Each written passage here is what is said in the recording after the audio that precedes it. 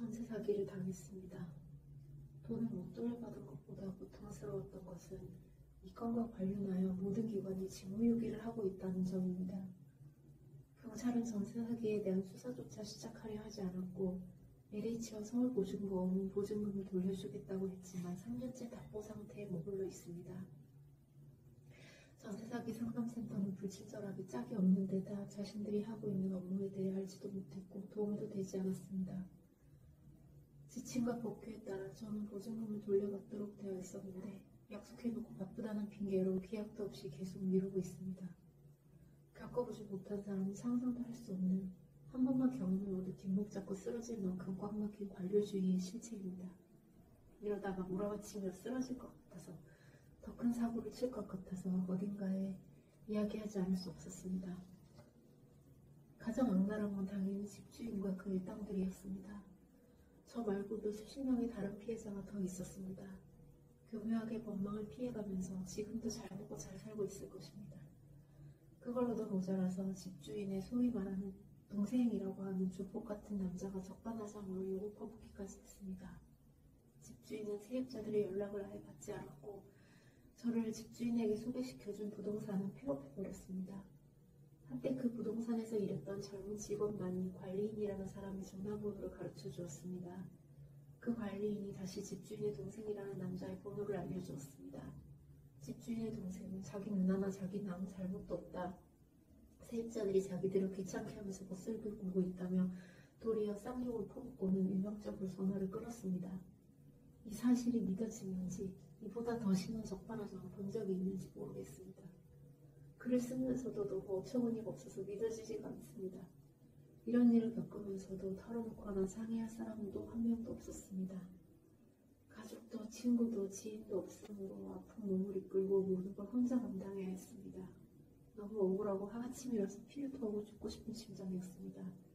게다가 언제까지 아무 일도 해결되지 않았습니다. 어떻게 해야 좋을지 알 수가 없었습니다.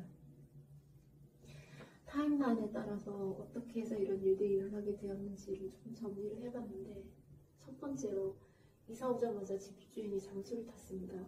2021년에 그 집으로 이사를 했는데 막상 살아보니까 문제가 한두 가지가 아니었습니다. 잠시 둘러볼 때는 괜찮았는데 현관문에 제대로 불이 안 들어올 때가 많았습니다. 등이 문제가 아니라 벽에 붙은 버튼 자체에 문제가 있는 것 같았습니다. 하수구에서도 물이 잘 안 빠졌습니다. 웬만한 건 다 제가 고쳐서 살았는데 배수 문제는 말을 해봐야 할 것 같았습니다. 집주인에게 전화를 걸어봤지만 도통 연락이 닿지를 않았습니다. 문자를 남겨도 답이 없었습니다. 몇 번 더 보내봐도 마찬가지였습니다.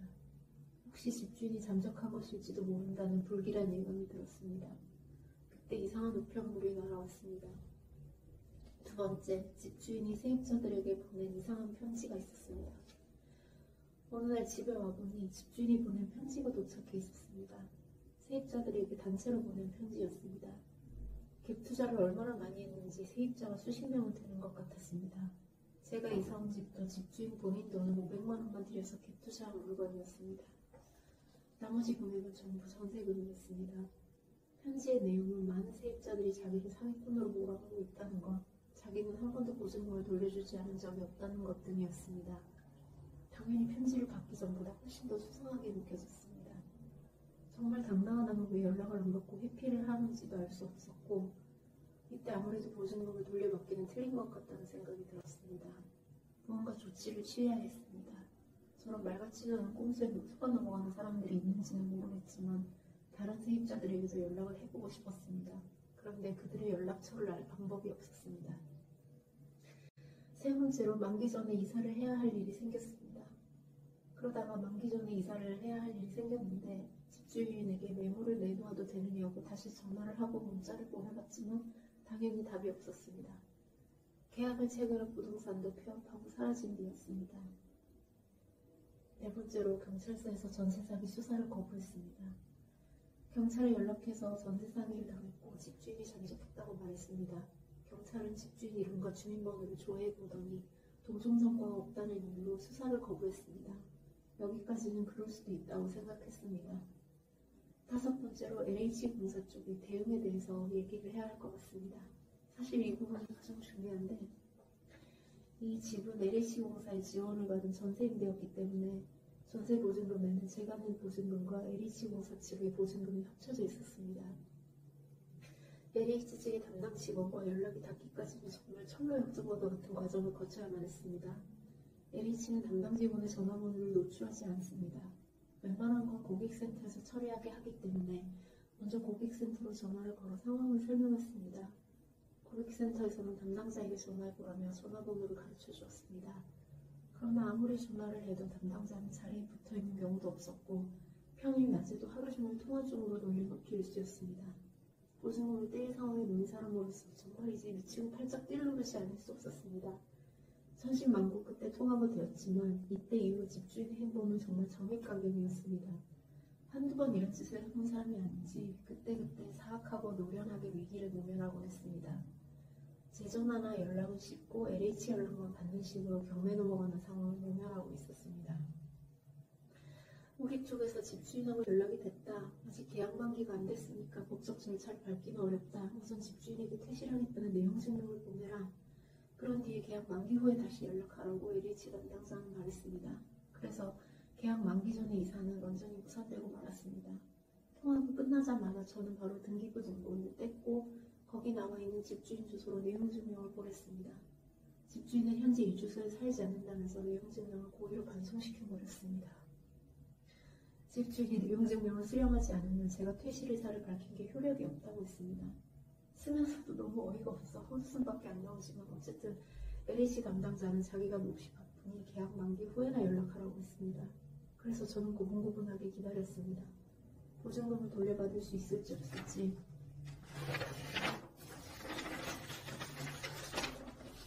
모르는 와중에 1년 넘게 소가리를 하면서 하루도 마음 편할 날이 없이 닥치고 기다렸습니다. 닥치고 기다리라니까 닥치고 기다리는 수밖에 없었습니다. 6번째로 집주인 동생이라는 작자의 적반하장식 폭언과 욕설이 욕설입니다. 제 휴대폰에는 폐업한 부동산에서 일했던 젊은 남자 직원의 전화번호가 저장되어 있었습니다. 지푸라기라도 잡는 심정으로 그 번호로 전화를 걸어보았습니다. 그 직원이 집주인 집 시설관리자라는 사람의 번호를 알려주어 그 번호로 전화를 걸어보았습니다. 관리자가 다시 집주인 동생이라는 사람의 번호를 알려주었습니다. 집주인 동생은 적반하장격으로 저에게 소리를 지르고 화를 내기 시작했습니다. 우리가 언제 보증금을 안 돌려준다고 했냐, 왜 귀찮게 하냐면서 이 씨발하고 쌍욕도 퍼부었습니다. 말투만 봐서는 전형적인 양아치나 조폭 같았는데 이런 항의 전화를 자주 받고 있는 것 같았습니다. 이쪽은 누나인지 동거녀인지는 바지 사장이고 본인이 진범이었을 수도 있고 이쪽도 물타기나 하면서 욕이나 하고 위협을 가하면서 빠져나가려고 했습니다. 어쨌든 이 인간이 욕을 퍼붓고 소리를 지르다가 일방적으로 전화를 끊어버렸을 때 저는 그대로 주저앉아서 통곡하지 않을 수 없었습니다. 이럴 때 혼자라는 것이 가족도 친구도 없어서 상의할 사람조차 없이 혼자 이 모든 일을 감당해야만 한다는 사실이 너무도 고통스러웠습니다. 거기다가 직장에서마저 죽을 만큼 괴롭힘을 당하고 있을 때였습니다. 7번째로 계약 만기가 도래했습니다. 드디어 계약 만기 날이 되어 LH에 전화를 걸 수 있게 되었습니다. 담당자는 당연하다는 듯이 또 부실 중이었습니다. 그때 담당자와 집주인과 연락이 된 뒤로 담당자가 이를 어떻게 처리했는지 저는 전혀 알지 못하고 있었습니다. 여전히 보증금을 돌려받지 못한 상태였고 아무런 통보도 받지 못했습니다. 담당자는 이틀이 지나서야 자리로 돌아왔습니다. 서울보증보험에 보증금을 돌려받기 위한 신청을 하려면 먼저 제 돈으로 보증금을 일부러 마련하여 새 집으로 이사를 간 뒤 이 집을 비워줘야 한다고 말했습니다. 그런 다음에 임차인 등기를 설정해 놓아야 한다는 것이었습니다. 그렇더라면 진작 이사 준비부터 했을 텐데 이 멍청한 직원 때문에 다시 몇 개월의 시간과 돈을 허비하고 말았습니다. 저는 당장 이사 준비를 했습니다. 수중에 돈이 얼마 없었지만 이 문제를 해결하지 못하면 미쳐버릴 것 같았습니다. 보증금을 돌려받지도 못하고 이사를 나가는 과정에서 집을 비웠다는 것을 증명하기 위해 선반까지 일일이 열어보이면서 동영상을 찍어야 했고 공과금 정산한 것을 전부 다 첨부하여 담당 직원이 보내준 정확한 양식에 따라 집주인에게 표시 하나 안 틀리고 여러 차례 문자를 보내는 등 죽을 고생을 다해야 했습니다. 아파트라면 공과금 정산도 어렵지 않겠지만 빌라라서 계량기 하나하나를 직접 찾아서 한전이니 도시가스니 상수도 기관이니 전화를 걸고 정산 서류를 요청해야 했습니다. 잠도 거의 못 자서 불면증이 극심한 와중에 정말 몸이 부서질 것처럼 간신히 이사를 하고 그대로 뻗어버렸습니다. 8번째로 전세사기 피해방지센터 쪽의 대응입니다. 혹시 전세사기 피해방지센터에 연락을 하면 도움이 될까 해서 전화를 걸어보기로 했었습니다. 물론 마음의 상처만 잔뜩 받고 끊어야 했습니다. 일은 하기 싫고 그래서 일거리는 최대한 쳐내려고 작정하고 고압적으로 응대하는 게 아니고서야 저 따위로 응대할 수 있을까 싶은 사람들 뿐이었습니다. 도와주지는 못하더라도 친절하기라도 했더라면 아무렇지 않았을 텐데 정말 너무도 귀찮다는 듯이 불친절함이 짝이 없는 어조였을 뿐만 아니라 자기 업무에 대해서도 아는 게 거의 없는 것 같았습니다. 누가 자기 조카라도 꽂아 넣은 게 아닌가 의심될 정도로 황당한 고개 문제였습니다. 어쨌든 제 보증금으로 걸려있는 게 아니라 LH 쪽에 지원금도 들어가 있었기 때문에 저 스스로 해결할 수 있는 문제는 아무것도 없다는 것을 깨달았습니다. 이렇게 된 이상 어느 날 기적이 일어나서 LH 직원이 그 기울러 빠진 엉덩이로 움직여서 일 처리를 하기를 기다리는 수밖에 없었습니다. 9번째로 차의 피해를 기약도 없이 계속해서 미뤄지는 보증금 반환 신청에 대해서 말씀드리겠습니다. 그런데 문제의 그 직원은 8월에 처리하겠다더니 9월까지도 소식이 없었습니다. 9월이 되어 전화를 해보니 LH에 한번 전화를 걸 때마다 며칠 전부터 점점 건강하면서 스트레스를 받아서 미쳐버릴 각오를 하고 온갖 마인드 컨트롤을 다 한 뒤에 간신히 전화통화 버튼을 누르는 그런 과정을 거쳐서 9월에는 신청하겠다고 대답했습니다. 그래서 10월에 전화를 해보고 11월에는 신청하겠다고 또 미뤘습니다. 물론 미안해하지도 않았습니다. 변명도 얼마나 버라이어티한지 헛웃음이 터질 지경이었습니다. 처음에는 제가 대기번호 10번이라고 되는 대로 변명을 늘어놓더니 다음번에 전화하니까 대기번호 10번이라고 지난번에 하지 않았냐고 하니까 제가 누구님이 대기번호 10번이라고 했다고요? 하면서 처음 듣는 나한테 집중하고 그랬습니다. 그 다음에는 다시 집주인 핑계를 냈습니다.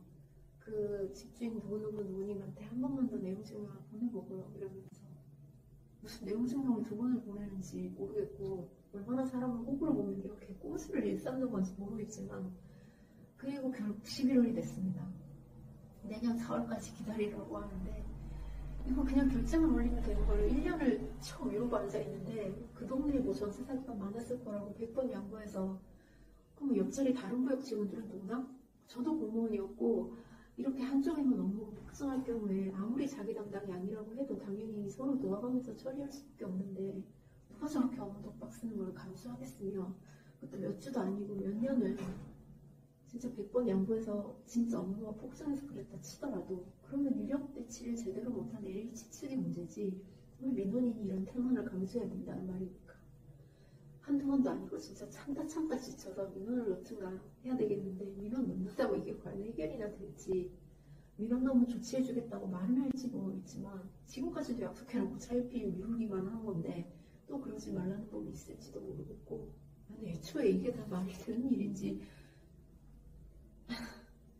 보증금을 못 돌려받는 사람도 있는데 그에 비하면 나은 케이스 아니냐고 할지 모르겠지만 돌려받지도 못하고 시간만 가는데 딱히 나은 것도 없어 보이고 사기업이었으면 길어봤자 한 달이면 다 끝났을 일이었습니다. 지금 몇 년을 질질 끄는 건지도 모르겠고 심지어 저 담당자는 서울보증보험 쪽으로 아직 신청을 넣지도 않았습니다.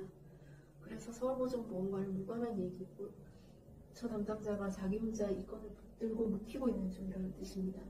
저 확실하게 신청이라도 했으면 제 건이 누락될까봐 불안할 일은 없었을 텐데 이 담당자는 신청 자체를 안 하고 시간만 질질 끌고 있습니다. 도대체 어떻게 해야 될지 모르겠습니다.